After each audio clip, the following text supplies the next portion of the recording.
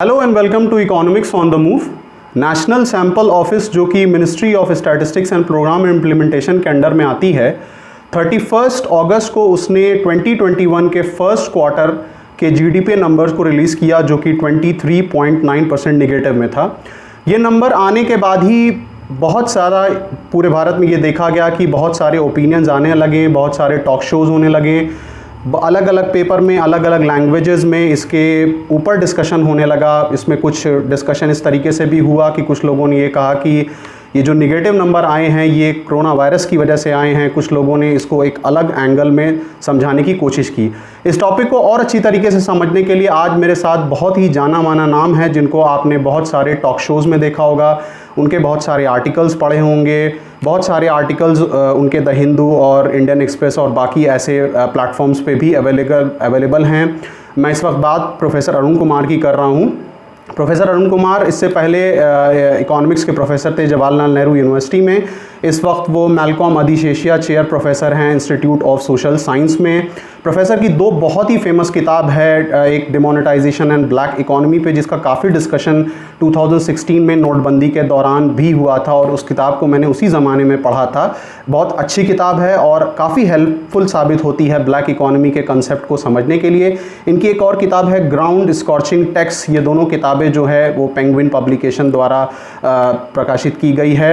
हम प्रोफेसर पे इस मसले पे बहुत डिटेल में बात करने वाले हैं और आज का सेशन काफ़ी इंपॉर्टेंट होने वाला है और हम इकोनॉमी और अर्थव्यवस्था पे काफ़ी डिटेल में बात करेंगे, स्पेशली इस दौर में जिस दौर में हम देख रहे हैं कि एक तो कोरोना वायरस के नंबर्स भी बढ़ रहे हैं और दूसरी तरफ ये जो निगेटिव ग्रोथ रेट आया है। शुरू करने से पहले मैं प्रोफेसर का बहुत आभारी हूँ कि प्रोफेसर ने इकोनॉमिक्स ऑन द मूव के लिए थोड़ा सा वक्त निकाला। ओके, सो प्रोफेसर, सबसे पहला जो मेरा प्रोफेसर आपसे सवाल यही है कि ये जो निगेटिव नंबर्स आए हैं यानी -23.9% नंबर्स आए हैं, तो ये जो एक आर्ग्यूमेंट दिया गया कि ये नंबर जो आए यानी अप्रैल, मई और जून का ये जो डेटा आया it is because of the corona virus. तो क्या ये कोरोना वायरस की वजह से ये नंबर्स थे या फिर कुछ क्वार्टर्स से हम देख रहे थे कि जो ग्रोथ रेट था वो स्लो होना शुरू हो गया और ये कहा जाए कि ये जो पर्टिकुलर लॉकडाउन हुआ because of the corona virus ये कहीं ना कहीं इकोनॉमी के लिए और इकोनॉमिक फॉल आउट के लिए बिल्कुल क्लाइमेक्स के तौर पे साबित हो गया? मैं पहले अपना प्रेजेंटेशन कर दूं, है ना, उससे फिर बात समझ में आएगी। तो वो शेयर स्क्रीन मैं करना चाहता हूं पीपीटी प्रेजेंट करने के लिए, बिल्कुल, तो उससे फिर बात ज़्यादा समझ में आएगी। अभी वो डिसेबल किया हुआ है शायद ना, तो मैं अपनी बात रखता हूँ ये कैसा, मतलब लॉकडाउन और अर्थव्यवस्था पे क्या असर है इसके बारे में जी। तो मैंने इस विषय पे काफ़ी सारे टॉक्स दिए हैं और बहुत सारे आर्टिकल लिखे हैं मार्च के बाद से, और अब एक मैंने किताब तैयार की है ये जो कोरोना वायरस है इसका असर क्या है और लॉकडाउन क्यों ज़रूरी हुआ और अर्थव्यवस्था पे और समाज पे इसका क्या असर है।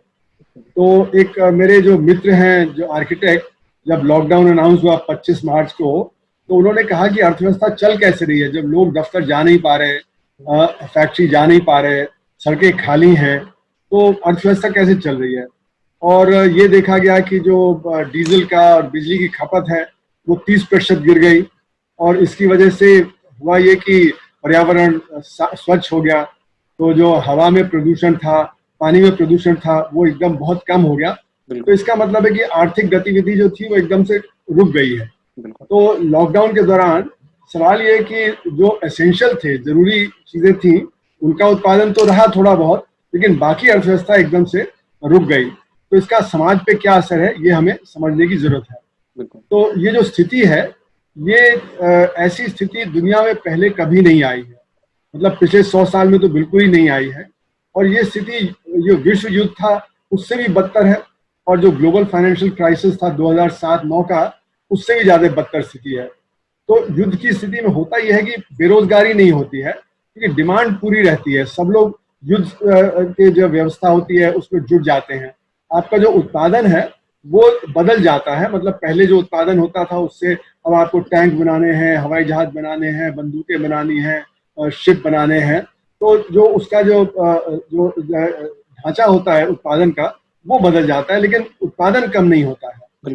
लेकिन यहाँ देखा गया कि जैसे अमेरिका में 12 हफ्तों में 4.4 करोड़ लोगों की नौकरी चली गई और उन्होंने फर्स्ट टाइम अपना अप्लाई किया वो जो बेरोजगारी भत्ता के लिए। और भारत में भी मेरे अनुमान से 20 करोड़ लोगों का काम खत्म हो गया, जबकि सीएमआई आंकड़ा देता है कि 12.2 करोड़ लोगों का काम गया। और सीएमआई के अभी के जो आंकड़े हैं वो बता रहे हैं करीब 1.9 करोड़ जो संगठित क्षेत्र में है वहां पे नौकरियां चली गई। तो कुल मिला के बेरोजगारी बहुत तेजी से बढ़ गई। और जो ये फाइनेंशियल क्राइसिस था 2007 से 9 के बीच में, वहां तो एक जो नॉर्मल बिजनेस साइकिल होती है उसी तरह की डिमांड शॉर्टेज थी। लेकिन अभी क्या हुआ है कि डिमांड तो एकदम गिर गई है और सप्लाई भी फ्रीज कर गई। तो ये जो दोहरी मार पड़ी अर्थव्यवस्था पे, एक तरफ सप्लाई फ्रीज कर गई और दूसरी तरफ डिमांड खत्म हो गई, ये ऐसी स्थिति पहले दुनिया में कभी नहीं आई, हमारी अर्थव्यवस्था में भी ऐसा कभी नहीं आया और इसीलिए जबरदस्त धक्का लगा। अब सवाल उठता है कि लॉकडाउन की जरूरत क्या पड़ी। तो लॉकडाउन की जरूरत यह है कि ये जो वायरस है, वैसे तो अगर आप देखें तो नेचर में करीब 50 लाख वायरस हैं। ज्यादातर कोई ना कोई जो पेड़ से जुड़ा है, कोई जानवरों से जुड़ा हुआ है, और 5000 वायरस हैं जो आदमियों को अटैक करते हैं। तो यहाँ पे क्या है कि ये वायरस जो है ये बहुत ही इन्फेक्शियस है। ये बड़ी तेजी से एक व्यक्ति से दूसरे व्यक्ति तक ज्वाइन करता है, इसको बोलते हैं बड़ा विरुलेंट है। तो ये विरुलेंट होने की वजह से, हालांकि इसमें जो डेथ इतनी नहीं है जितना कि इबोला में। इबोला आया था, अगर आप देखें पिछले 20 साल में, तो इबोला आ चुका है, सार्स आ चुका है, मेर्स आ चुका है, निपा आ चुका है, जीका आया है ना, और अब ये आया है। तो मतलब हर तीसरे चौथे साल पे एक नया वायरस निकल रहा है जो आदमियों को अटैक कर रहा है। तो इबोला में तो जिनको हो जाता था 40% की डेथ हो जाती थी, यहाँ पे महज 2% की डेथ हो रही है। पर अगर ये हमारे देश में फैल जाता है, और समझ लें कि जो हर्ड इम्यूनिटी जिसको बोलते हैं कि जब 60% लोगों को हो जाता है, तो 60% का मतलब कि 80 करोड़ लोग हो गए। अगर 80 करोड़ में फैल गया तो आप ये समझिए कि 1.6 करोड़ लोगों की मृत्यु हो जाएगी। बिल्कुल। और क्योंकि हमारे यहाँ मेडिकल फैसिलिटीज बहुत कमजोर हैं, तो 5% बड़ी सीवियर केसेस होंगे जिनको अस्पताल में जब भर्ती होना पड़ेगा, यानी कि 4 करोड़ लोग को भर्ती होना पड़ेगा। तो इससे हमारा जो अस्पताल का सिस्टम है, मेडिकल सिस्टम है, वो सब ब्रेकडाउन कर जाएगा और सोशल केओस होगा। जैसा कि देखा गया था कि बंबई में एक समय हो रहा था, दिल्ली में हो रहा था, लोग मारे मारे फिर रहे थे, उनको अस्पताल में जगह नहीं मिल रही थी, आईसीयू नहीं मिल रहे थे, वेंटिलेटर बेड्स नहीं मिल रहे थे, और अभी भी ऑक्सीजन की शॉर्टेज चल रही है, जगह जगह ऑक्सीजन नहीं मिल रही है। तो हमारा जो मेडिकल सिस्टम है वो खतरा ये था कि ओवरवेल्म हो जाएगा बड़ी तेजी से। और आपने देखा कि जैसे न्यूयॉर्क सिटी, जहाँ पे कि बेतहाशा मेडिकल फैसिलिटी है, वो भी करीब करीब एकदम से करीब ब्रेकडाउन के कगार पे पहुंच गया था, बाल बाल बचा। स्पेन में जब ब्रेकडाउन हुआ, वहां पे जब डिसइंफेक्शन के लिए आर्मी के लोग पहुंचे कई जब क्लिनिक में, तो देखा कि बूढ़े व्यक्तियों को ऐसे ही बिस्तर पे छोड़ दिया था, क्योंकि वो कहते हैं कि अब हमारे पास समय नहीं है कि हम उनको बचाएं, जो यंगर लोग हैं उनको बचाना ज्यादा जरूरी है। तो एक तरह से जो अंग्रेजी में कहते हैं ट्रायल, यानी कि आप चूज कर रहे हैं कि किसको बचाएंगे किसको नहीं बचाएंगे। तो ये एक सोशल ब्रेकडाउन का, सोशल कोलैप्स का वो होता है। तो लॉकडाउन अपने आप में समाधान नहीं है इस बीमारी का, लेकिन लॉकडाउन से क्या होता है कि इससे आपको समय मिल जाता है कि आप अपने मेडिकल सिस्टम को रैंप अप करें, अपने टेस्टिंग को बढ़ाएं, अपना जो कॉन्टैक्ट ट्रेसिंग है उसको बढ़ाएं, उसके लिए समय मिल जाता है। सर यहाँ पे प्रोफेसर मैं आपको रोकना चाहूंगा।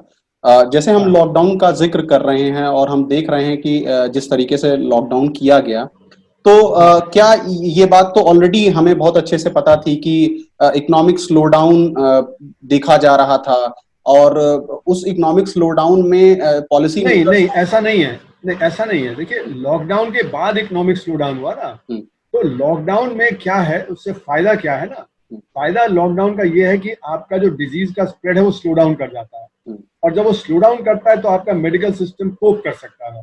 और दूसरा है कि आप अपनी मेडिकल फैसिलिटी को बढ़ा सकते हैं, टेस्टिंग को बढ़ा सकते हैं। शुरू में टेस्टिंग थी नहीं, बहुत कम टेस्टिंग हो रही थी, और इसीलिए जब लोगों ने पलायन किया तो बिना टेस्टिंग के पलायन हुआ, तो वो जो गाँव तक फैल गया बीमारी। और इस समय इंडिया में सबसे ज्यादा केसेस हो रहे हैं। जिस देश ने भी कंट्रोल किया उसने जबरदस्त लॉकडाउन किया, जैसे चीन है, वहां पे शुरुआत हुई और उन्होंने जबरदस्त लॉकडाउन किया और 2 महीने में कंट्रोल कर लिया। अब उनकी अर्थव्यवस्था दोबारा पटरी पे आ गई। जैसे स्पेन है, इटली है, वहां पे भी भयंकर फैल रहा था, लॉकडाउन के बाद कंट्रोल हुआ, फिर उन्होंने अर्थव्यवस्था को खोला, लेकिन अब दोबारा वहां पे अटैक शुरू हो गया है ना। तो मेरा कहना है कि एक नंबर होता है एपेक्स नंबर, एपेक्स नंबर वो पीक नंबर होता है, बिल्कुल। तो वो अगर मेडिकल कैपेसिटी से कम रहे तो सोसाइटल ब्रेकडाउन नहीं रहेगा। तो लॉकडाउन से ये है कि आप एपेक्स नंबर के नीचे रखते हैं जिससे कि मेडिकल सिस्टम के नीचे रहे, और वो बहुत जरूरी है, नहीं तो अर्थव्यवस्था और ज्यादा ध्वस्त हो जाएगी। अब सवाल ये कि इम्पैक्ट क्या है लॉकडाउन का।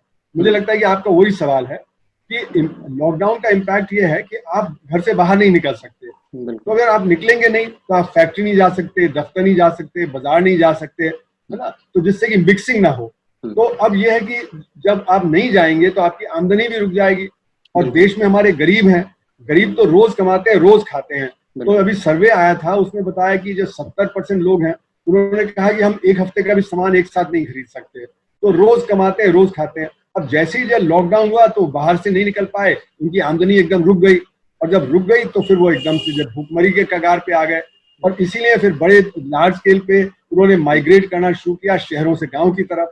अब आपने देखा कि कितनी बुरी हालत में लोग 1000 किलोमीटर 1200 किलोमीटर चलने के लिए तैयार, लोग साइकिल पे सवार, पैदल, बच्चों को अपने जो गोदी में बिठाए हुए और अपना सिर पे सामान ढोए हुए बहुत ही बुरी हालत में वो गए। तो एक डर फैल गया था, और उन्होंने कहा कि अगर हमें मरना ही है तो परिवार के साथ जाके मरेंगे, गांव में कम से कम वहां से खाना तो मिल ही जाएगा।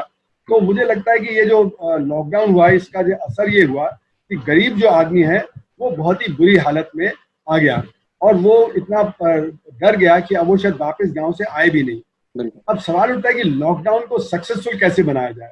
क्योंकि तो हमारे देश में क्या हुआ है कि लॉकडाउन सक्सेसफुल नहीं हुआ, और इसीलिए लॉकडाउन को हमने ईज भी कर दिया, और लेकिन नंबर अभी तक सबसे ज्यादा बढ़ रहे हैं। तो सारी दुनिया में सबसे ज्यादा नंबर हमारे यहाँ बढ़ रहे हैं। तो लॉकडाउन में क्या है कि हमारा सिस्टम बहुत ही अनइक्वल है, अमीर और गरीब की खाई बहुत बड़ी है। तो जो गरीब है उसके लिए लॉकडाउन इम्प्लीमेंट करना बड़ा मुश्किल है, क्योंकि वो बड़े कंजेस्टेड एरिया में रहता है, जैसे धारवी हो गया, दिल्ली के स्लम्स में हो गया, वहां पे 5 लोग 10 लोग 15 लोग रहते हैं। धारवी में तो सुना कि लोग बारी बारी से आते हैं 8 घंटे की शिफ्ट में सोने के लिए सिर्फ, और वो 8 घंटे सोते हैं फिर काम पे चले जाते हैं। तो अगर आपको 10 लोगों को 15 लोग को एक कमरे में बंद होना है तो होगा नहीं। फिर पानी के लिए आपको बाहर निकलना पड़ता है, टैंकर पे जाना पड़ता है सुबह, टॉयलेट कॉमन टॉयलेट है तो मिक्सिंग होगा। फिर आपके पास खाना पीना नहीं है तो आप बाजार जाएंगे खाने पीने को ढूंढने के लिए। तो लॉकडाउन जो बड़ा मुश्किल हो जाता है हमारे गरीब लोगों के लिए। तो इसलिए जरूरी था कि जो लोग वापस जाना चाहते थे उनको टेस्ट करके वापस भेजा जाए, पर हमारे यहाँ ट्रांसपोर्ट ही नहीं उपलब्ध था, क्योंकि हमने सब बंद कर दिया एकदम से 25 मार्च को। तो उसमें लोगों की हालत बहुत बिगड़ गई। तो जो वापस जाना चाह रहे थे उनके लिए तैयारी करनी चाहिए थी। और ये तो 11 मार्च को डिक्लेयर हो गया था कि पैंडेमिक है और ये फैलेगा, सब जगह फैलेगा। तो हमें 11 मार्च से तैयारी करनी चाहिए थी 14 दिन, जिससे कि हम टेस्ट करके लोगों को वापस भेज सकते थे, और ट्रेनों को नहीं बंद करना चाहिए था तुरंत, जिससे कि लोग वापस जा सके, है ना। तो लोग तो 11 मार्च के पहले से ही वापस जाने लगे थे, तो पता ही था कि वो वापस जाएंगे। तो स्कूल की बसें खाली थी, या बाकी और पब्लिक ट्रांसपोर्ट खाली था, उनको भी इस्तेमाल किया जा सकता था।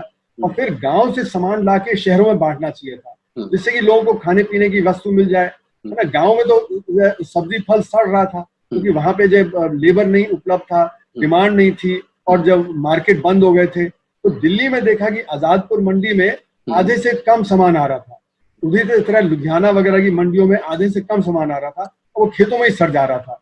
तो वहां से जब सरकार सामान उठाती और वो सामान जो शहरों में लाके वो बांट देती, तो लोगों को निकलना नहीं पड़ता। और जो बाकी बचे लोग थे उनको जो स्कूल के जो बिल्डिंग खाली थी, जो बिल्डिंग तैयार हो गई थी वहां पे खाली थे, जो ग्राउंड था वहां पे टेंट कॉलोनी बनाए जा सकते थे, ये सब किया जा सकता था, जिससे डीकंजेस्ट हो जाते। अगर वो डीकंजेस्ट हो जाते तो इतना फैलता नहीं, भड़कता नहीं। तो हमारे यहाँ ये हुआ नहीं, क्योंकि सरकार ने तैयारी नहीं की कि लॉकडाउन को हम कैसे सक्सेसफुल बनाएंगे। तो ये बहुत ही कमजोरी। प्रोफेसर, मैं यहाँ पे 1 मिनट के लिए बस आपको रोकना चाहूंगा। कि बहुत सारे देशों ने स्मार्ट लॉकडाउन किया, मतलब जहां पे उनको लगा कि बहुत ज्यादा हॉट स्पॉट है वहां पे पूरी तरीके से बंद किया, और बाकी उनकी अर्थव्यवस्था चलती रहे उसके लिए वहां पे उन्होंने थोड़ा सा खुला रखा। तो यहाँ पे हमारे यहाँ क्यों नहीं पॉसिबल पाया, स्पेशली अप्रैल मई जून के दौरान? नहीं, ऐसा है कि देखिए जहां पे डिले कर दिया, जैसे कि अमेरिका में लोग कहते हैं 15 दिन का डिले कर दिया, और वहां पे न्यूयॉर्क में से लोगों को निकलने दिया, और न्यूयॉर्क से ही सबसे ज्यादा भड़का, तो सारे देश में फैल गया, और अमेरिका में सबसे ज्यादा लोग मरे और सबसे ज्यादा फैला हुआ है। तो ये लॉकडाउन तो जैसे चीन में किया, पूरे चीन में लॉकडाउन कर दिया, हालांकि वुहान से शुरू हुआ और हुबेई प्रोविंस में हुआ, पर लेकिन उसको फैलने नहीं दिया बाकी जगह। तो लॉकडाउन तो आपको ब्रूटल, जैसे चीन में किया ब्रूटल लॉकडाउन, उसी तरह करना था। और उसी तरह इटली में हुआ, स्पेन में हुआ, जहां जहां फैला, ब्रिटेन में हुआ, ब्रिटेन में भी 1 हफ्ते का डिले किया, तो ब्रिटेन में भी केसेस जो इटली और स्पेन से ज्यादा हो गए। तो इसलिए जहां जहां डिले हुआ वहां पे फैल गया। हमारे यहाँ भी हमने सही समय पे नहीं किया, हमने जो करना चाहिए था लॉकडाउन को सक्सेसफुल बनाने के लिए वो नहीं किया, तो फैल गया। अब सवाल उठता है कि ये मॉडर्न डे इकोनॉमी में ये लॉकडाउन से इतना भयंकर परिणाम क्यों होता है? तो इसलिए क्योंकि हम तो रॉबिन्सन क्रूसो नहीं है। रॉबिन्सन क्रूसो तो एक द्वीप पे अकेला फंस गया था, वो तो उसका जहाज डूब गया था, वो बच के वहां चला गया, तो उसको सारा कुछ अपने आप करना था। लेकिन आज के जो समाज में है बहुत ही एक्सट्रीम स्पेशलाइजेशन है।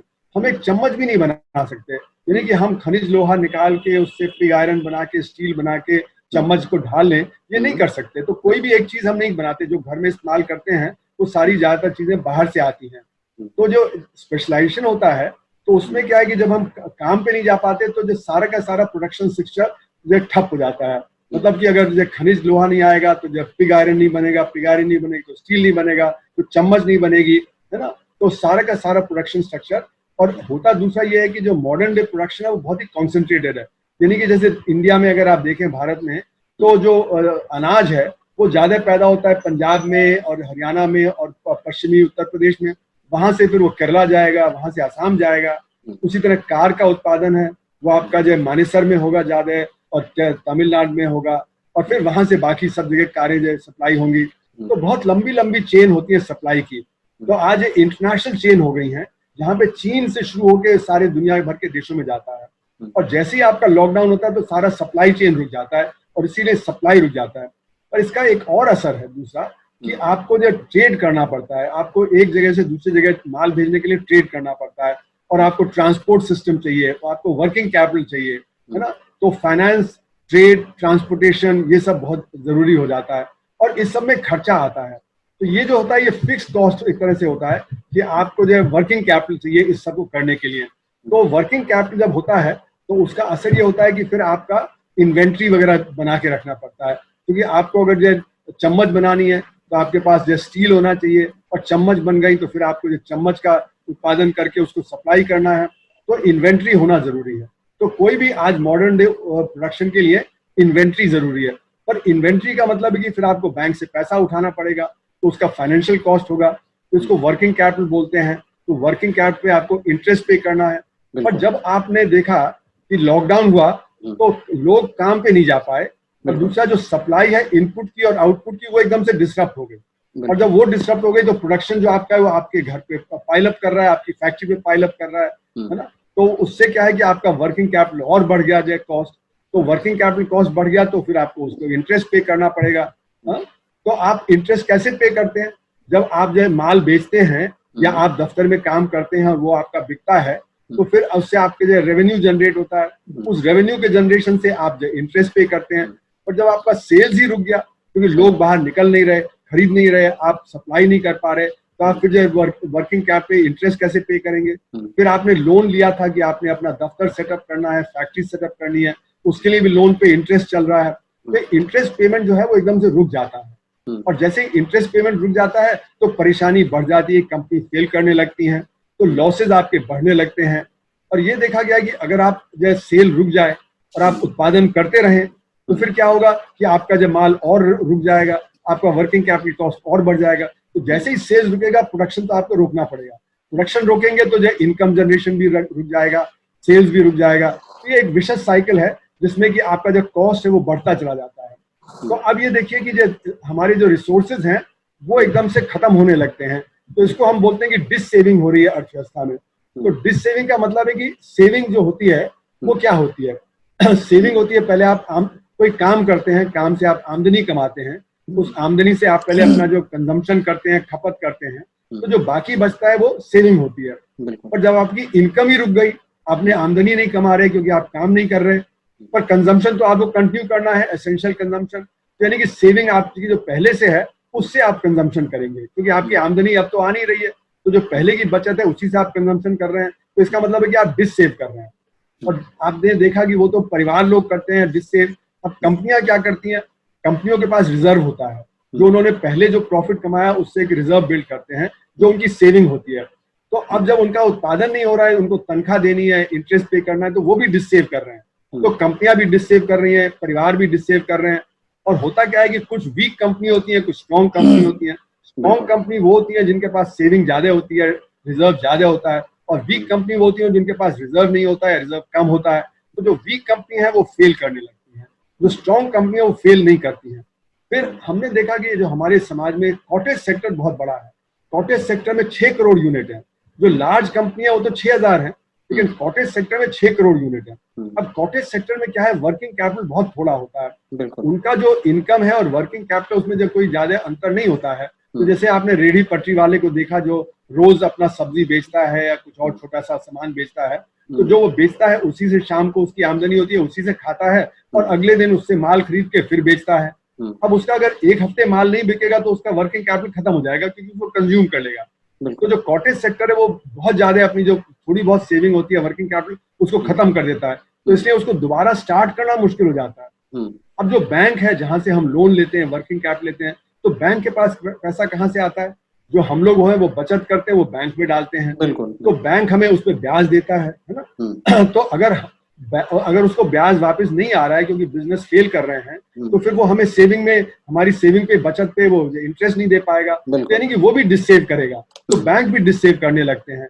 तो कुल मिला के सारी अर्थव्यवस्था में सारे के सारे, चाहे बैंक हो, बड़े बिजनेस हो, कॉटेज सेक्टर हो, परिवार वाले हैं, सब डिससेव करने लगते हैं। और सिर्फ वो सेविंग करते हैं जिनकी नौकरी नहीं जाती है। और ज्यादातर, जैसे मैंने कहा ना, भारत में करीब 20 करोड़ लोगों का जब काम खत्म हो गया, तो वो लोग, उनकी तो सबकी डिससेविंग थी और बिजनेसेस की डिससेविंग थी।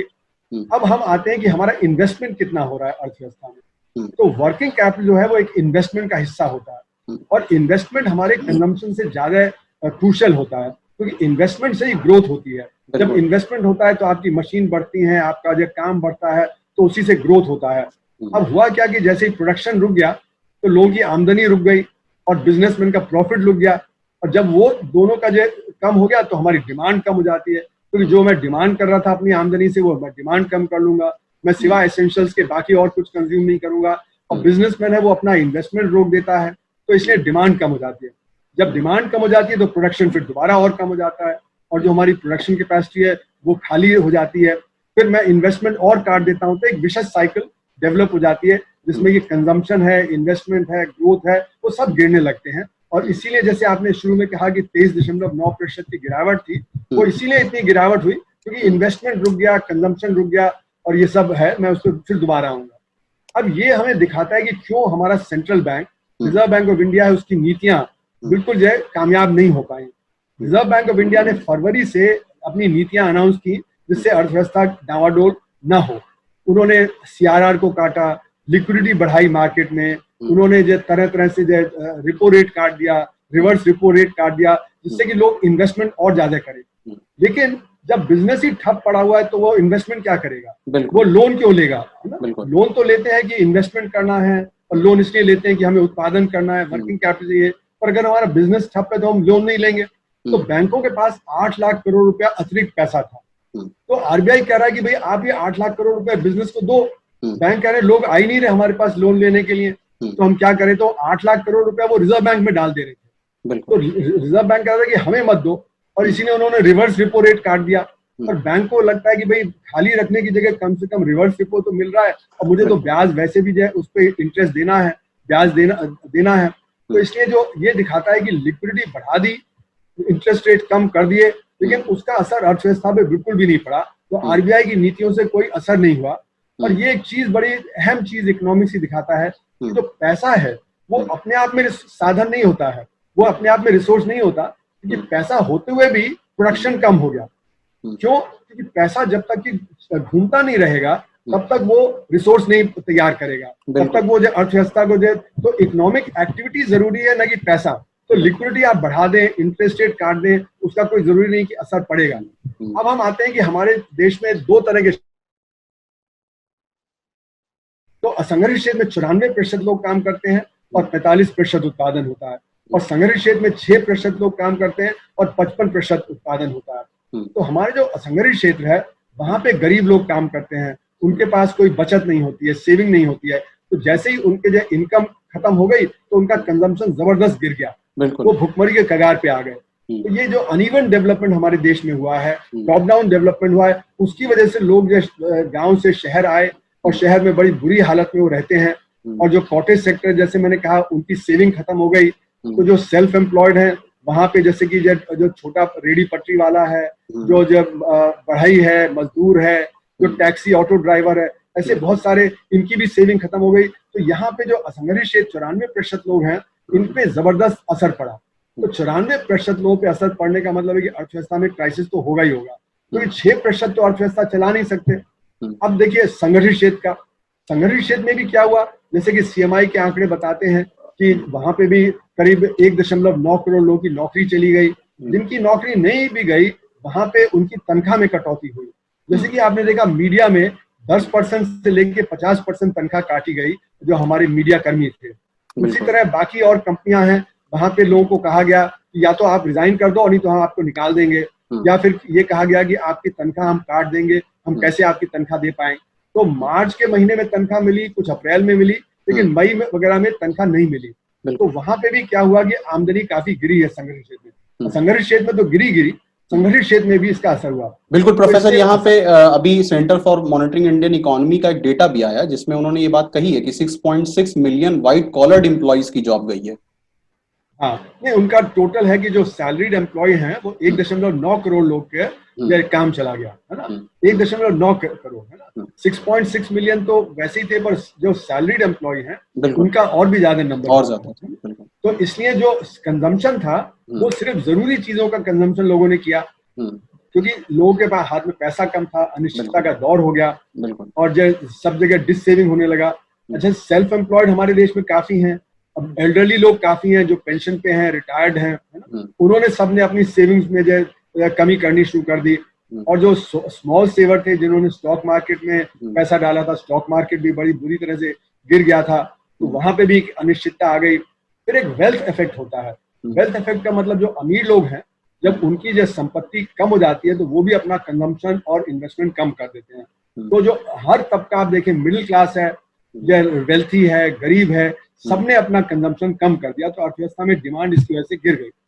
अब इसका असर ये है कि हमारे यहाँ बिजनेस फेलियर होने लगे हैं। बिजनेस फेलियर, जैसे कि ऑल इंडिया मैन्युफैक्चरर्स ऑर्गेनाइजेशन ने बताया कि 30% छोटे बिजनेस फेल कर जाएंगे, और उसी तरह confederation of all India traders CAIT ने बताया कि 30% छोटे व्यापारी हैं वो फेल कर जाएंगे। तो होता क्या है कि बिजनेस जो है, जो ऑलरेडी, जैसे मैंने कहा, स्ट्रेस्ड है, वो तो ऑलरेडी परेशानी में थे, क्योंकि अर्थव्यवस्था तो पहले ही मंदी में जा रही थी इस पैंडेमिक के पहले, तो उनकी परेशानी और बढ़ गई। फिर होता क्या है कि दो तरह के फर्म होते हैं, एक हाईली लीवरेज फर्म कहलाते हैं। हाईली लीवरेज फर्म वो होते हैं जिनका जो बोरोइंग है वो उनके इक्विटी के कंपैरिजन में ज्यादा होता है। तो जब बोरोइंग ज्यादा होगा तो इंटरेस्ट बर्डन भी ज्यादा होगा। तो ये खासकर देखा जाता है कि फाइनेंशियल सेक्टर में ये बहुत होता है। तो फाइनेंशियल सेक्टर में आपने देखा, लेहमा ब्रदर्स का जब फेलियर हुआ 2008 में, तो उसके बाद एक के बाद एक कई फाइनेंशियल फर्म्स फेल करने लगे। वजह यह है कि फाइनेंशियल सेक्टर में ए बोरो करता है बी से, बी बोरो करता है सी से, सी बोरो करता है डी से। तो अगर ए फिर बी को नहीं पे कर रहा तो बी सी को नहीं पे कर पाएगा, वो डी को नहीं पे कर पाएगा, तो एक लड़ी से फेलियर होने लगता है। बिल्कुल। तो जो हाईली लीवरेज फर्म जो होते हैं उनमें बड़ी परेशानी ये होती है। तो ये जो फेलियर है, यहाँ पे जो हमारे जो हाईली लीवरेज फर्म है वो तो फेल करेंगे ही करेंगे, और एनपीए बढ़ जाएगा बैंकों का। तो एनपीए बढ़ने से बैंकों में और फाइनेंशियल सेक्टर में और भी परेशानी का दौर आएगा। इसीलिए सरकार ने मॉरेटोरियम दिया 6 महीने का। लेकिन ये 6 महीने का मॉरेटोरियम अपने आप में पर्याप्त नहीं है, क्योंकि अभी तो आपका इंटरेस्ट पे इंटरेस्ट जुड़ रहा है।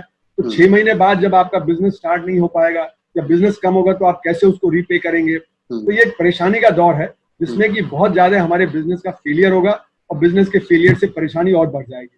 प्रोफेसर, यहाँ पे मैं एक मिनट आपको रोकना चाहूंगा कि जो मॉरेटोरियम पे आपने बात बोली, इस पे रघुराम राजन ने अपना ओपिनियन ये दिया था कि मॉरेटोरियम का जो किया गया है वो बहुत हद तक अच्छा साबित नहीं होगा, क्योंकि जो जिनको रीपे करना था, अगर उनके को आपने ये आदत दे दी कि उनको 6 महीने का टाइम दे दें, तो हाई पॉसिबिलिटी है कि आगे वो नहीं पे कर पाएंगे।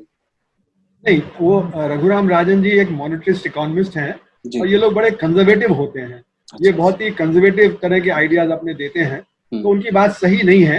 अगर आप मॉरेटोरियम नहीं देते तो ऑलरेडी फेलियर शुरू हो गया होता, और जब बिजनेस का फेलियर शुरू हो जाता तो फिर आप जो उससे रिवाइव नहीं कर पाते। तो रघुराम राजन जी सही नहीं है, और बहुत सारे और जो मॉनेटरिस्ट इकोनॉमिस्ट हैं जो इस तरह की सलाह देते हैं कि फिस्कल डेफिसिट ना बढ़ाएं, बोरोइंग ना बढ़ाएं, वो मतलब कुछ गलत राय दे रहे हैं जो अर्थव्यवस्था के लिए सूटेबल नहीं है। तो मेरा मानना है कि मॉरिटोरियम देना जरूरी था, लेकिन वो सिर्फ प्रॉब्लम को पोस्टपोन कर रहा है, वो उस प्रॉब्लम को सॉल्व नहीं कर रहा है, क्योंकि इससे बैंकों पे भी असर पड़ेगा और जो बिजनेस है 6 महीने बाद उनका अगर काम शुरू नहीं होता है तो भी असर पड़ेगा। तो इसलिए मॉरिटोरियम और बढ़ाना पड़ेगा, सरकार को और इंटरवीन करना पड़ेगा। और ये कहना कि उनकी आदत पड़ जाएगी, तो कोई भी बिजनेस ये नहीं चाहता कि वो इस तरह से जब फंसा रहे सारा टाइम, वो तो चाहेगा कि वो निकल आए इससे, जिससे कि उसको वर्किंग कैपिटल मिलता रहे, है ना। तो अब हम कृषि के ऊपर आते हैं। कृषि में क्या हुआ कि कृषि तो बिल्कुल खुले में होता है, तो वहां पे तो उत्पादन रुकना नहीं चाहिए, लेकिन हुआ क्या कि जब 94% लोगों की आमदनी जब कट जाती है तो फिर फूड की डिमांड भी कम हो जाती है। तो आपने देखा अंडा है, दूध है, खाने पीने की वस्तुएं हैं, वेजिटेबल्स हैं, फ्रूट्स हैं, सबकी डिमांड गिर गई, है ना। खासकर जैसे मिड डे मील है, मिड डे मील बंद हो गया तो वहां पे अंडे जब बांटे जाते थे तो अंडों की डिमांड कम हो गई, फिर मुर्गियों की डिमांड कम हो गई क्योंकि लोगों ने कहा कि जो मुर्गी से ये डिजीज फैल रहा है ना। फिर उसी तरह जैसे खोया बनाना कम हो गया, मिठाई की दुकान बंद हो गई तो दूध की जो डिमांड कम हो गई तो वहां पे गिरावट आ गई। तो कुल मिला के बहुत बड़े स्केल पे हमारे कृषि पे भी धक्का लगा। हालांकि सरकार कह रही है कि ग्रोथ हुई 3%, पर मेरा मानना है कि वहां पे भी गिरावट आई और जो दाम है वो गिर गए। मतलब आपने पिक्चर देखी होगी जून के महीने में कि शिमला मिर्च को पंजाब के किसान सड़कों पे फेंक रहे थे, कहीं टमाटर फेंक रहे थे, क्योंकि डिमांड ही नहीं थी। वो कह रहे थे कि हमें 1 रुपए किलो नहीं मिल रहा है, जबकि दिल्ली के मार्केट में 50 रुपए किलो से कम नहीं था, तो ट्रेडर उसका फायदा उठा रहा था। तो ये जो स्थिति है, तो इससे हमारे कृषि में भी जो आमदनी है वो गिर गई। तो ऐसा नहीं कि कृषि में कोई परेशानी नहीं आई, कृषि में भी परेशानी आई। तो इसीलिए मैंने पहले भी कहा था कि सरकार को सामान उठाना चाहिए गांव से और वो शहर में लाके बांट देना चाहिए। अब वो खेत में सड़ रहा है और शहर में लोग भूखे मर रहे हैं, और हमारे पास उस समय 75 मिलियन टन यानी 7.5 करोड़ टन के अनाज के भंडार थे, तो उसको भी जो मार्केट में लाके और वो बांटा जा सकता था, पर सरकार ने ये सब किया नहीं। तो ये मेरा मानना है कि लॉकडाउन के सक्सेस नहीं होने के ये कारण है। अब आइए कि हम रिकवरी कैसे करेंगे। रिकवरी बड़ी मुश्किल होगी, क्योंकि रिकवरी के लिए हमारे को लॉकडाउन ईज करना पड़ता है। लॉकडाउन ईज तभी आप कर सकते हैं जब आपकी टेस्टिंग कैपेसिटी हो और आप कॉन्टैक्ट ट्रेसिंग कर सकें। तो सरकार ने ना टेस्टिंग कैपेसिटी बहुत तेजी से बढ़ाई और ना कॉन्टैक्ट ट्रेसिंग। हमारे यहाँ इतना खाली लेबर था, उनको लगा देते, पढ़े लिखे शिक्षित युवक थे, वो खाली घूम रहे थे, तो उनको लगा देते कॉन्टैक्ट ट्रेसिंग में। तो ये डर है कि अब सेकंड राउंड ऑफ अटैक आएगा। अभी हमारे यहाँ फर्स्ट राउंड तो खत्म हुआ नहीं है, और जाड़े का सीजन जैसे ही आएगा, मतलब अक्टूबर से, तो एक सेकंड राउंड अटैक शुरू हो जाएगा। ये स्पेनिश फ्लू में देखा गया, और स्पेनिश फ्लू में सेकंड राउंड में ज्यादा लोग मरे क्योंकि ज्यादा फैल गया उसके बाद। तो हमारे यहाँ जो इस समय ये खतरा है, उससे अनिश्चितता का दौर बना हुआ है। तो जो हमारे यहाँ डिमांड है वो अभी बढ़ने वाली नहीं है, और इन्वेस्टमेंट नहीं बढ़ेगा क्योंकि अनिश्चितता का दौर है। तो इसीलिए ये देखा गया है, आरबीआई के आंकड़े दिखाते हैं कि कंज्यूमर सेंटिमेंट गिर गया है, और जो बिजनेस सेंटिमेंट है वो भी गिर गया है, क्योंकि कैपेसिटी यूटिलाइजेशन बहुत ही कम है। तो ये अभी नहीं हुआ, ये आप देखिए पिछले साल अक्टूबर में भी जो सर्वे हुआ था उसमें भी कंज्यूमर सेंटिमेंट गिरा हुआ था, और जो इन्वेस्टमेंट का सेंटिमेंट गिरा था, बिजनेस कॉन्फिडेंस गिर गया था, और अब तो बहुत ज्यादा गिर गया है। तो कुल मिला के इसका असर ये होगा कि हमारा उत्पादन दोबारा नहीं रिकवर करेगा। सरकार बार बार कह रही है कि वी शेप रिकवरी होगी, यानी जितनी तेजी से गिरावट हुई उतनी तेजी से बढ़त हो जाएगी। तो मेरा एक मानना है कि अप्रैल के महीने में 75% गिरावट थी, 25% से ज्यादा उत्पादन नहीं हो पा रहा था। तो ऐसा नहीं कि अगले महीने जैसे हमने अनलॉक किया तो एकदम से वो 75% जो गिरावट थी वो पूरी खत्म हो जाएगी। ऐसा नहीं होने वाला है, क्योंकि ये कोई एक रबर की गेंद नहीं है कि रबर की गेंद को आपने जमीन फेंका वो तुरंत उछल के आपके हाथ में आ जाएगी। ये तो एक समाज है, समाज में बहुत सारे कॉस्ट हैं। आपका प्रोडक्शन बंद हो गया, असंगठित क्षेत्र में परेशानियां आ गई, आपका जो कृषि में परेशानियां आ गई, वो एकदम से खत्म होने वाली नहीं है।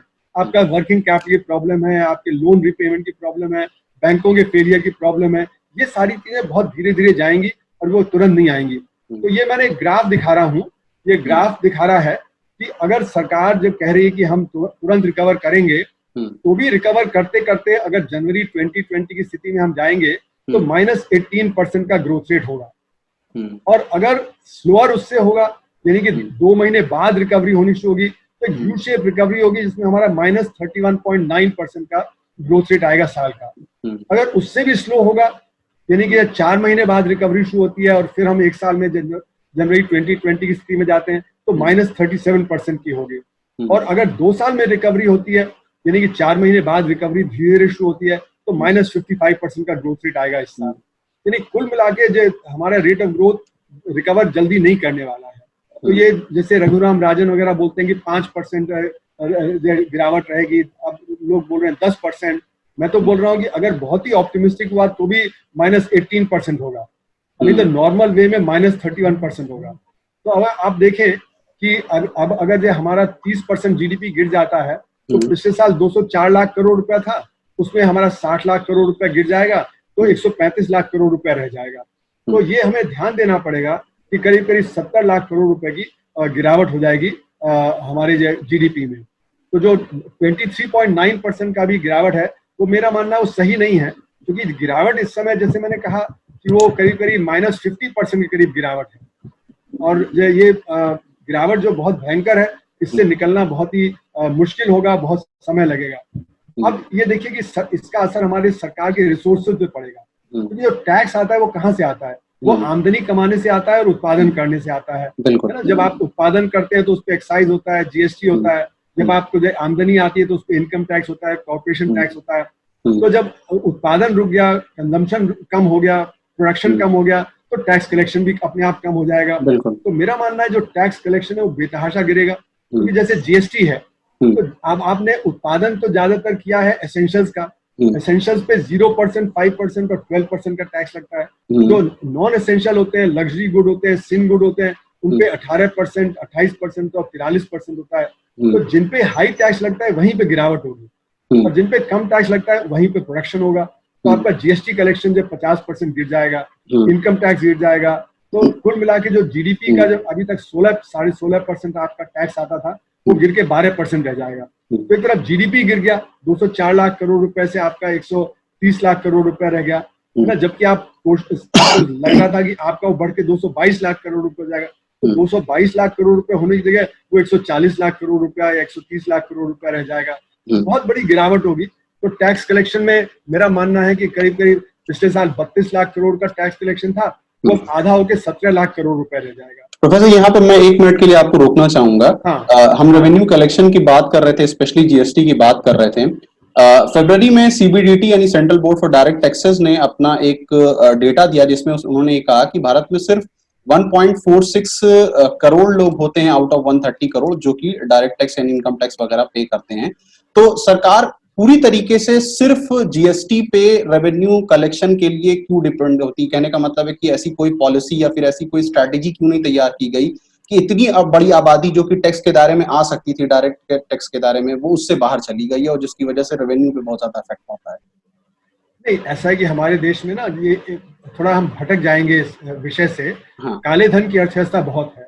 तो काले धन की अर्थव्यवस्था होते हुए मेरा अनुमान है 60% काले धन की अर्थव्यवस्था है। तो उसको अगर टैक्स नेट में लाते तो हमारे को 24% अतिरिक्त मिलता है। अभी 16% है, तो हो जाता 40%। तो इसी की वजह से आपको फिर इनडायरेक्ट टैक्स पे जीएसटी नहीं, जीएसटी के अलावा भी और इनडायरेक्ट टैक्सेस हैं, जैसे कि आप मतलब जो शराब पे जो टैक्स लेवी करते हैं, एक्साइज ड्यूटी वगैरह, और जो पेट्रोलियम गुड्स पे आप लेवी करते हैं, तो ये सारे भी और टैक्सेस हैं। तो हमारे यहाँ मतलब 5.5% तो डायरेक्ट टैक्स इकट्ठा होता है और 10.5% होता है इनडायरेक्ट टैक्स, है ना। तो इसलिए मैंने कहा कि दोनों में कमी आएगी तो हमारा 32 लाख करोड़ रुपए से 17 लाख करोड़ रुपए रह जाएगा। जब इतनी गिरावट होगी तो उसका असर ये होगा कि सरकार के जो एसेंशियल खर्चे हैं वो भी करने बड़े मुश्किल हो जाएंगे। तो एसेंशियल खर्चों में आपका तनख्वाह देना है, डिफेंस एक्सपेंडिचर है ना, तो सब में आपको कटौती करनी पड़ेगी। लेकिन कुछ चीजें जहाँ पे आप कटौती नहीं कर सकते, जैसे कि सबसे बड़ा हिस्सा होता है हमारे बजट का इंटरेस्ट पेमेंट। तो इंटरेस्ट पेमेंट तो जो आपने पहले बोरोइंग किया है उसके ऊपर होता है, तो इंटरेस्ट पेमेंट आप कम नहीं कर सकते, क्योंकि या तो अगर आप इंटरेस्ट पेमेंट कम करना शुरू करेंगे तो यानी कि गवर्नमेंट एक तरह से फेल कर रही है। तो इसलिए वो तो पर तनख्वाहों वगैरह में अब आपने देखा कि दिल्ली में जैसे अस्पताल हैं, वहाँ पे म्यूनिसिपल कॉर्पोरेशन जो है उनकी तनख्वाह नहीं दे पा रही डॉक्टरों की और उनकी, तो एकदम बहुत परेशानी आ गई है। तो आज हमारे यहाँ रिसोर्सेज की बहुत कमी हो गई है, और जो हमारा फिस्कल डेफिसिट है वो ऑलरेडी बढ़ गया है। क्योंकि जो फिस्कल डेफिसिट हमने सोचा था कि 10% होगा, तो पुराने 222 लाख करोड़ रुपए पे, वो अब हमारे जो 140 लाख करोड़ रुपए पे मेजर करना पड़ेगा, तो 15.5% होगा। तो हमारा फिस्कल डेफिसिट ऑलरेडी 15.5% चल रहा है। अब रघुराम राजन वगैरह 5% की बात कर रहे हैं, वो तो ऑलरेडी 15.5% हो गया है। फिर अब टैक्स कलेक्शन हमारा कम होगा तो 15% और बढ़ के तो हमारा इस समय फिस्कल डेफिसिट करीब 30% की रफ्तार से बढ़ रहा है। 5% की तो कोई इस समय संख्या कहीं आ ही नहीं रही है। और अब हमें खर्चे करने पड़ रहे हैं पैंडेमिक से डील करने पे। जैसे मैंने कहा कि अगर 20 करोड़ लोगों का जो नौकरी चली गई है तो उनकी आमदनी खत्म हो गई। अगर एक परिवार में 4 लोग हैं तो 80 करोड़ लोग गरीबी की रेखा के नीचे चले गए। अगर हम उनको सिर्फ जो extreme poverty line world bank की है वो $1.9 होती है, अगर हम उसकी आधी उनको दें, सिर्फ पूरी एक्सट्रीम पॉवर्टी लाइन ना दें, आधी ही उनको दें, तो भी हमें 15-18 लाख करोड़ रुपया अतिरिक्त देना पड़ेगा। तो ये मतलब एक तरफ आपका जो टैक्स गिर गया 17 लाख करोड़ रुपए से, दूसरी तरफ आपकी डिमांड जो बढ़ गई बजट पे, फिर आपका जो कोविड-19 है उसके मेडिकल खर्चे हैं, फिर आपके जो छोटे बिजनेस है उनको सपोर्ट करने के लिए पैसा चाहिए, तो आपको 20-22 लाख करोड़ रुपया अतिरिक्त चाहिए, जबकि आपका टैक्स रेवेन्यू और नॉन टैक्स रेवेन्यू गिर जाएगा करीब 20 लाख करोड़ से। तो ये 40 लाख करोड़ रुपए का गैप हो गया है हमारे बजट में। तो ये बजट एकदम से फेल कर रहा है इस समय। बजट बनाया गया था कि 10% की ग्रोथ होगी और इस समय -40, -50% की गिरावट आ रही है। तो बजट का कोई मायने ही नहीं रह गया जो बजट तैयार किया गया था फरवरी को पेश कर गया। तो इसलिए मेरा मानना है कि इस समय देश के पास सिर्फ पर्याप्त पैसा है सर्वाइवल के लिए। सर्वाइवल में जो गरीब आदमी है उसकी देखभाल करना, कॉटेज सेक्टर की देखभाल करना, बिजनेस ना फेल करें और फिर हम मिनिमम कंजम्पशन पे अपने देश को चलाएं। पर सरकार उसकी तरफ ध्यान नहीं दे रही। सरकार जो है वो अपना एक पैकेज अनाउंस कर दिया उन्होंने 20 लाख करोड़ रुपया का, लेकिन उसमें महज 2 लाख करोड़ रुपया है जो गरीब के हाथ में जा रहा है। तो जो बाकी सारा है वो सब जो लोन है, क्रेडिट है, जैसे कि आरबीआई ने जो अपना क्रेडिट की फैसिलिटी वगैरह दी 9 लाख करोड़ रुपया, उसको जोड़ लिया। फिर तरह तरह की उन्होंने पॉलिसी अनाउंस कर दी कि स्पेस में ये करेंगे, पब्लिक सेक्टर को प्राइवेटाइज करेंगे, कृषि में 3 बिल ले आए। अब ये सब तो लॉन्ग टर्म पॉलिसी है, इसका कोई इमीडिएट तो असर पड़ने वाला नहीं। इमीडिएट तो असर पड़ेगा कि आप पैसा लोगों के हाथ में दीजिए, डिमांड बढ़ाइए जिससे कि उत्पादन बढ़े, इन्वेस्टमेंट बढ़े। अब वो करने की जगह वो लॉन्ग टर्म और मीडियम टर्म पॉलिसी जो वो करना चाह रहे थे 2014 से जो नहीं कर पाए थे, वो उन्होंने तुरंत ऑर्डिनेंस के थ्रू लागू कर दिया। अब पार्लियामेंट में उसको जो बुलडोज करके कर रहे हैं। अब आपने कृषि के 3 बिल पेश कर दिया, उनका जो भी असर होगा वो तो कई साल बाद पता लगेगा। कृषि में तो फेलियर आज हो रहा है, तो आज उसको बचाने के लिए आप क्या कर रहे हैं, आज वहां पे डिमांड जनरेट करने के लिए क्या कर रहे हैं। तो इसलिए मेरा मानना है कि ये जो सारे जो long term medium term policies हैं, प्राइवेटाइजेशन आप कर रहे हैं। अब पब्लिक सेक्टर की मदद से आपने पैंडेमिक से डील किया है ना, जब आपको जो लोगों को ट्रांसपोर्ट करना था रेल से किया, आपको विदेश से लोगों को लाना था तो एयर इंडिया ने किया, है ना। तो कुल मिला के जो अस्पताल है प्राइवेट सेक्टर के वो तो सामने नहीं आ रहे, पब्लिक सेक्टर के अस्पताल ही काम में आ रहे हैं। तो पब्लिक सेक्टर को बढ़ाने की जगह आप पब्लिक सेक्टर को और प्राइवेटाइज करने में लगे हुए हैं। तो जो आपकी क्षमता है एक क्राइसिस से डील करने की वो भी और खत्म होती चली जा रही है। और देखिए पैंडेमिक तो हर 3 साल पे एक नया आ रहा है, तो पैंडेमिक तो आते रहेंगे। आपको अपनी क्षमता बढ़ानी है, आप प्राइवेटाइज कर देंगे तो क्षमता आपकी और कम हो जाएगी। फिर आपने एमएसएमई में सारा जो मीडियम और स्मॉल स्केल है उसको माइक्रो के साथ मर्ज कर दिया। तो जो माइक्रो है और मीडियम और स्मॉल है उसमें तो बहुत बड़ा अंतर है। तो सारे का सारा बेनिफिट मीडियम और स्मॉल ले जाएगा और जो 6 करोड़ कॉटेज सेक्टर की यूनिट्स है वो ठप हो जाएंगे इससे। तो ये भी तो यानी कि कुल मिला के आत्मनिर्भर भारत की स्कीम है, ये सारी स्कीम ऐसी हैं कि आज आपका घर जल रहा है तो आप पानी डालने की जगह आप कह रहे हैं कि अब हम दमकल और खरीद लेंगे, दमकल घर और बना लेंगे, तब तक तो जो कई साल निकल जाएंगे, आपका घर तो तब तक जल जाएगा। ये जो सारी स्कीम्स हैं ये स्कीम सही नहीं है। जो हमें शॉर्ट टर्म में करना चाहिए, जो सर्वाइवल पैकेज करना चाहिए जिससे कि अर्थव्यवस्था सर्वाइव करे और गरीब आदमी सर्वाइव करे, उसकी तरफ ध्यान देने की जगह सरकार अपने जो पॉलिसी एजेंडा है उसकी तरफ ध्यान दे रही है और चीजें बढ़ा रही है। तो इसमें बहुत सारे एथिकल एस्पेक्ट जुड़े हुए हैं कि सोशल जस्टिस की तरफ हमें सोचना चाहिए। वो सोशल जस्टिस नहीं हमें मिल रहा है। तो जो लोग हाशिए पे खड़े थे वो और भी ज्यादा हाशिए पे चले जा रहे हैं। ये देखा, जैसे मैंने कहा कि लॉकडाउन में हमें जो गरीब आदमी है जो लॉकडाउन को फेस नहीं कर सकता उसकी तरफ सोचना चाहिए था, लेकिन उसकी तरफ बिल्कुल नहीं सोचा, उसको ऐसे ही छोड़ दिया। वो मर जाए, वो पैदल चले, 1000 किलोमीटर चले धूप में। आप देखिए अप्रैल मई में कितनी कड़ाके की धूप में लोग नंगे पैर भूखे प्यासे, कई लोग तो मर गए उसमें चलते हुए, उनकी तरफ ध्यान नहीं दिया। तो हमारी जो पॉलिसी मेकिंग है 1947 के बाद उन्होंने जो हमारा असंगठित क्षेत्र है उसकी तरफ कभी ध्यान नहीं दिया। बिल्कुल।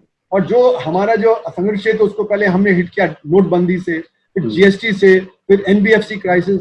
आप देखिए 2016 के बाद हर साल एक क्राइसिस आ रहा है असंगठित क्षेत्र के लिए, वो चाहे नोटबंदी का हो, जीएसटी का हो, एनबीएफसी क्राइसिस का, और अब ये लॉकडाउन का, है ना।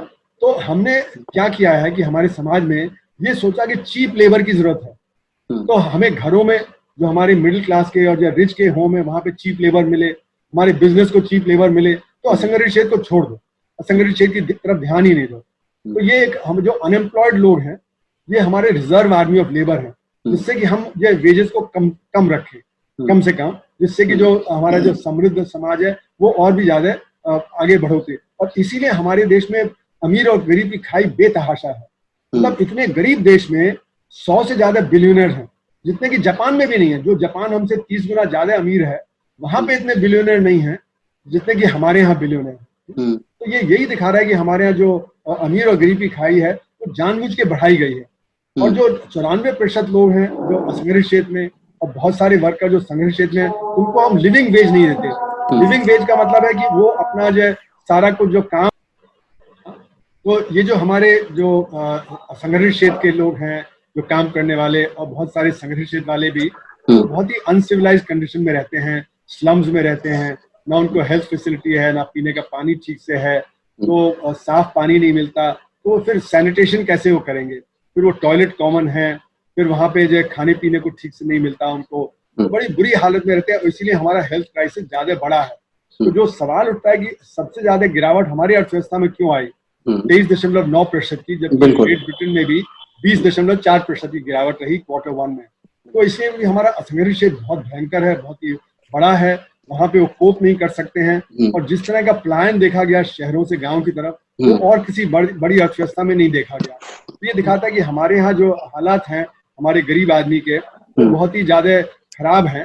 और इसीलिए हमें एक सर्वाइवल पैकेज की जरूरत थी जो नहीं दिया गया। सर्वाइवल पैकेज जो देना चाहिए था सरकार को वो नहीं किया गया। इधर उधर की सारी लंबी चौड़ी बातें होती रही।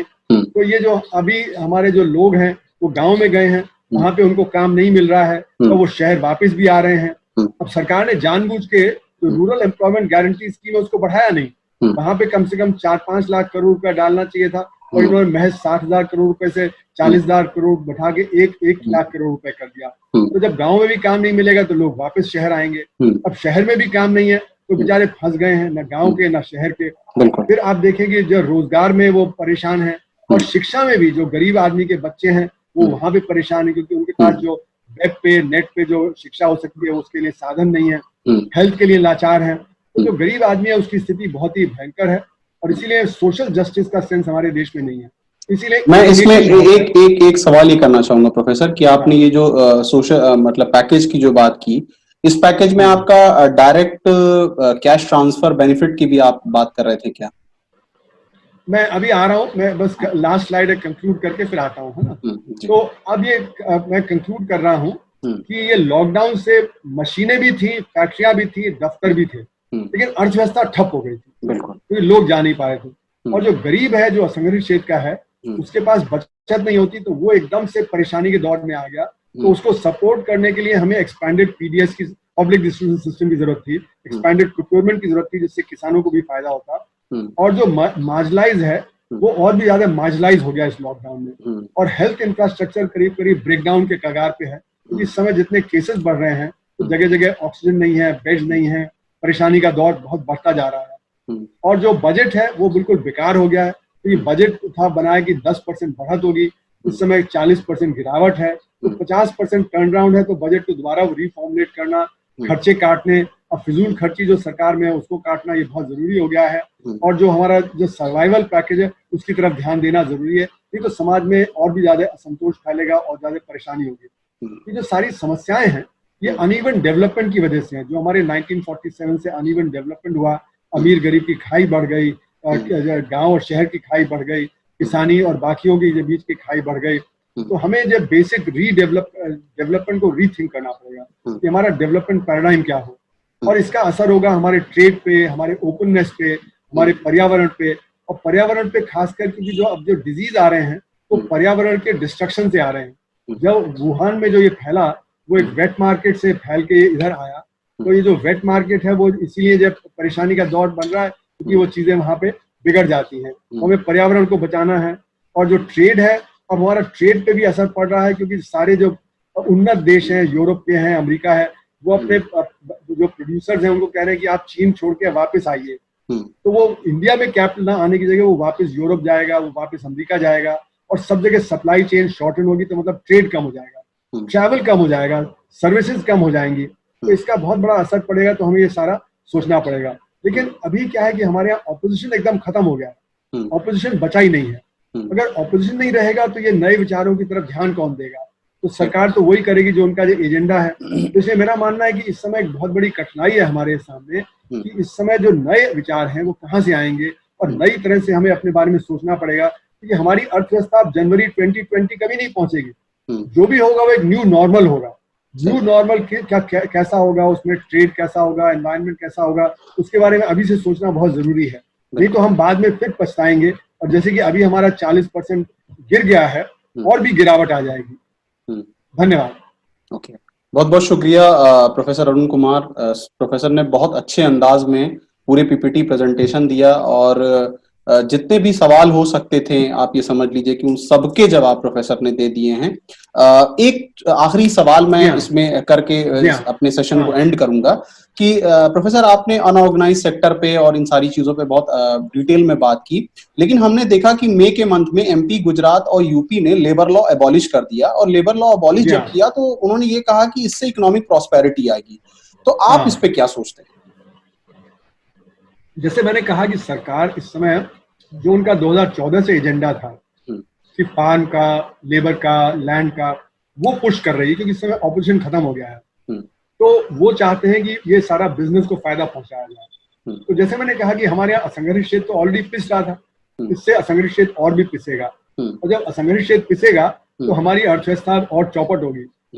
जैसे कि देखा गया है कि नोटबंदी के बाद से असंगठित क्षेत्र में भयंकर परेशानी आई है, और जैसे जैसे वो परेशानी बढ़ी है तो उसका असर ये हुआ है कि देश की अर्थव्यवस्था और चौपट हो गई। आपने देखा कि जनवरी के क्वार्टर में इस साल ऑलरेडी 3.1% का ग्रोथ रह गया था, जबकि 8.4% का था 10 क्वार्टर पहले। तो अर्थव्यवस्था में तो परेशानी बढ़ती जा रही थी, और हमारे जो जीडीपी के आंकड़े हैं वो सही नहीं होते, क्योंकि उसमें असंगठित क्षेत्र के आंकड़े आते ही नहीं है। बिल्कुल। तो हम ये मान लेते हैं कि असंगठित क्षेत्र तो उसी रफ्तार से बढ़ रहा है जैसे कि संगठित क्षेत्र, जो कि पहले हो सकता है ठीक था, लेकिन अभी तो बिल्कुल ठीक नहीं है नोटबंदी के बाद, क्योंकि असंगठित क्षेत्र बराबर गिरता चला जा रहा है, संगठित क्षेत्र बढ़ रहा है। तो इसलिए मेरा मानना है कि जो ये सारे लेबर लॉ और फार्मर्स वगैरह हैं, ये कॉर्पोरेट सेक्टर के हित के हैं। तो ये सरकारों ने कहा भी है कि इससे फिर जब कॉर्पोरेट सेक्टर इन्वेस्ट और करेगा, लेकिन ये सोच गलत है। जैसे मैंने कहा, ये लॉन्ग टर्म में हो सकता है, लेकिन शॉर्ट टर्म में तो बिल्कुल नहीं होगा, क्योंकि शॉर्ट टर्म में तो डिमांड ही जब नहीं है तो प्रोडक्शन नहीं होगा, प्रोडक्शन नहीं होगा तो इन्वेस्टमेंट नहीं होगा। तो अभी सरकारें कह रही हैं कि हम तो जो इससे इन्वेस्टमेंट अट्रैक्ट करेंगे, पर इन्वेस्टमेंट तो तब तक नहीं आएगा जब तक कि आप जो डिमांड नहीं क्रिएट करते। अगर आप लेबर को और पीस देंगे, फार्मर को और पीस देंगे, तो डिमांड और कम हो जाएगी, इन्वेस्टमेंट भी कम हो जाएगा, और फॉरेन कैपिटल तो आएगा नहीं इसमें, क्योंकि अभी सारी जो देश है वो कह रहे हैं कि आप चीन से रिलोकेट करिए अपने देश में। तो सप्लाई लाइन को वो शॉर्टन करना चाह रहे हैं, न कि और लंबा कर रहे हैं। तो हमारे देश में नहीं आने वाला है। तो अभी लोग कहते हैं कि रिलायंस में देखो कितना आ गया, इतने पैंडेमिक के चलते हुए। तो अभी जो कुछ जो क्षेत्र हैं वो अच्छा करेंगे, जैसे कि एफएमसीजी है, फार्मा है, मेडिकल है, जैसे कि आपका जो टेलीकॉम है। तो क्योंकि जियो का एक बहुत बड़ा मोनोपोली बना दिया है सरकार ने अपनी नीतियों के चलते हुए, बाकी जो टेलीकॉम सेक्टर है उसको ध्वस्त कर दिया है और जियो को फायदा पहुंचाया है। तो जियो बड़ी तेजी से आगे बढ़ रहा है। तो जितनी भी दुनिया की बड़ी बड़ी जो टेले सेक्टर में कंपनियां हैं, आईटी सेक्टर में कंपनियां हैं, वो सब इन्वेस्ट कर रही हैं रिलायंस जियो में। तो इसलिए जो रिलायंस अच्छा कर रहा है। उसी तरह कुछ और जो कंपनियां हैं जो आईटी सेक्टर की हैं, टेलीकॉम की हैं, वो अच्छा करेंगी, फार्मास्यूटिकल करेंगी। तो स्टॉक मार्केट इसलिए खूब उछल रहा है। देखिए स्टॉक मार्केट भी अमेरिका में देख लीजिए, इंडिया में देख लीजिए, वो इन्हीं सब कंपनियों की वजह से उछल रहा है। बाकी सब कंपनियों की तो प्रॉफिट गिर रहा है, वहां पे गिरावट है, पब्लिक सेक्टर में गिरावट है, प्राइवेट सेक्टर में गिरावट है। तो इसलिए मेरा मानना है ये जो नीतियां हैं बहुत ही शॉर्ट टर्म की नीतियां हैं, इससे देश को और ज्यादा नुकसान होगा। जैसे कि कृषि में है, अभी कॉर्पोरेटाइजेशन की तरफ जा रहे हैं। हमारे यहाँ जब 86% जो किसान छोटे किसान हैं, वो 2.5 एकड़ से कम में जो काम करते हैं, तो वहां पे जो परेशानी है वो और बढ़ जाएगी उनकी, वो और भी चंगुल में फंस जाएंगे कॉर्पोरेट सेक्टर के, और फिर उनमें जो असमानता है अमीर गरीब की वो और बढ़ जाएगी। तो उससे हमारे देश को और नुकसान होगा लॉन्ग टर्म में, और शॉर्ट टर्म में फायदा होगा नहीं। तो इसलिए ये मेरा मानना है कि ये नीतियां सोच समझ के नहीं की जा रही हैं। एक जैसे कि देश को अभी ऑपोजिशन नहीं है तो इसे जो मर्जी कर लो, उस तरह से नीतियां चल रही हैं। बहुत बहुत शुक्रिया प्रोफेसर अरुण कुमार, धन्यवाद। आपका वक्त देने के लिए। बहुत इम्पोर्टेंट कुछ इश्यूज पे हमने डिस्कशन किया और प्रोफेसर ने जिस तरीके से अपना प्रेजेंटेशन दिया उसमें मैं ये समझ सकता हूँ कि अप्रैल से लेके अभी तक और आने वाले टाइम में क्या होगा, अर्थव्यवस्था पे कितने इफेक्ट पड़ेगा, वो सारी चीजों को बहुत अच्छी तरीके से डिस्कस किया। So stay blessed guys and keep on watching economics on the move. Thank you. मैंने अपनी ना किताब में ये सब पे चर्चा की है अच्छा ना, तो वो किताब मेरे ख्याल में आएगी नवंबर दिसंबर में। बिल्कुल, ये बिल्कुल। सारी चीजें मैंने बताई वो उसका विस्तार से, और बाकी मेरे कई आर्टिकल्स हैं जो नेट पे अवेलेबल हैं, बिल्कुल। और मैंने उनमें कई चीजों में ये भी समझाया कि हमारे देश में ही क्यों इतनी गिरावट है, बाकी और देशों में क्यों नहीं इतनी गिरावट हुई। इस सब चीजों पे मैंने वो आर्टिकल्स वगैरह लिखे हुए हैं। पीपीडब्ल्यू में भी हैं, वायर में भी हैं, हिंदू में भी हैं, और आउटलुक हिंदी में भी आए कई जगह, तो बहुत सारे मेरे लेख हैं। तो वो अगर लोग पढ़ेंगे तो उनको और ज्यादा जानकारी, यहाँ तो संक्षेप में बहुत जल्दी कई चीजें करनी पड़ी, क्योंकि सवाल तो हर एक के दिमाग में बहुत है, लेकिन एक वो उसको एनालिटिकल वे में समझना पड़ेगा। मतलब ये सेविंग्स है, इन्वेस्टमेंट है, कंजम्पशन है, इन सबको एक सूत्र में बांध के तभी वो बात समझ में आती है। नहीं तो क्या है कि हम कुछ यहाँ से समझते हैं, कुछ वहां से समझते हैं, पूरी समझ नहीं डेवलप होती।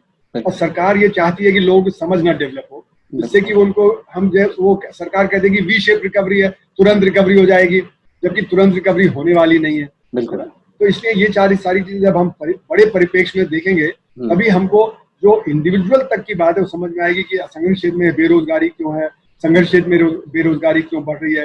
ये सारी चीजें तभी हमें समझ में आएगी। इसलिए लोगों को पढ़ना और है, लोगों को समझना और है, और लोगों को अपने लेवल पे एक समझ बिल्ड करनी है कि लॉकडाउन क्या है, वायरस क्या है, क्यों उसके वैक्सीन अभी नहीं आ रहा, और वैक्सीन अगर आ भी गया अक्टूबर नवंबर तक तो उसको सबको लगाने में 2 साल लगेंगे। उतने सारे जो हमारे डोजेज बनाने पड़ेंगे, और पहले तो उन्नत देश है वो लोग उसको कॉर्नर कर लेंगे, हमारे यहाँ इतने डोज भी नहीं होंगे। तो ये सारी चीजें हैं, इससे अनिश्चितता बहुत बनी हुई है। बिल्कुल। धन्यवाद। बहुत बहुत शुक्रिया प्रोफेसर। नमस्ते।